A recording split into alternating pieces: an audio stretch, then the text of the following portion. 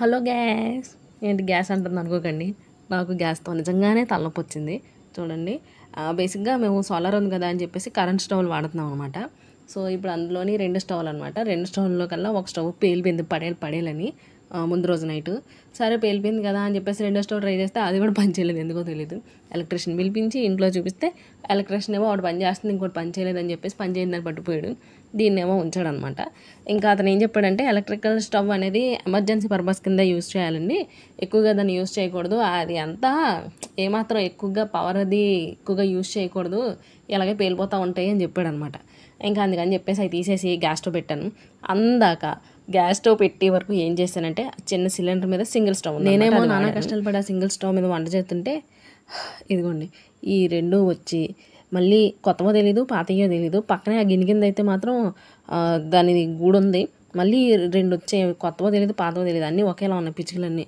ఆ 2 వచ్చి మళ్ళీ దాని కింద గూడు పెట్టడం ట్రై చేస్తుంటే అవి పడిపోతున్నాయి కింద. సర్లే అని చెప్పేసి మరి ఏం చేస్తాం చెప్పండి, అట్లా ఇష్టం కదా, మనం ఏం చేయలేం.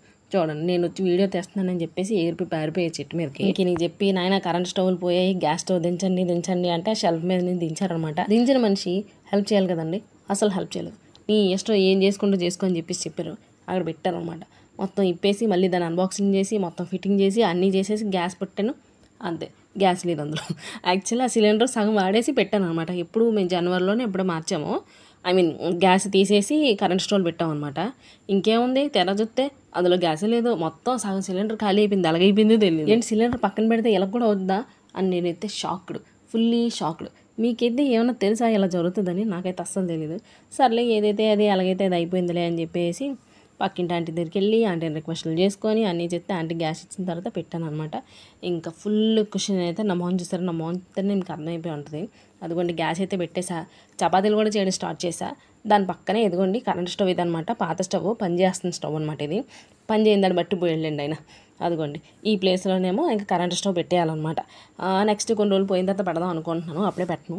ఎందుకంటే కరెంట్ స్టవ్ కూడా యూజింగ్కి బాగుంటుంది కదా, ఎమర్జెన్సీ పర్పస్ ఏదో ఒకటి పని చేస్తుంది కదా అని చెప్పేసి ఇదంతా ఖాళీ చేసేసి కరెంట్ స్టవ్ అయితే పెట్టాలి.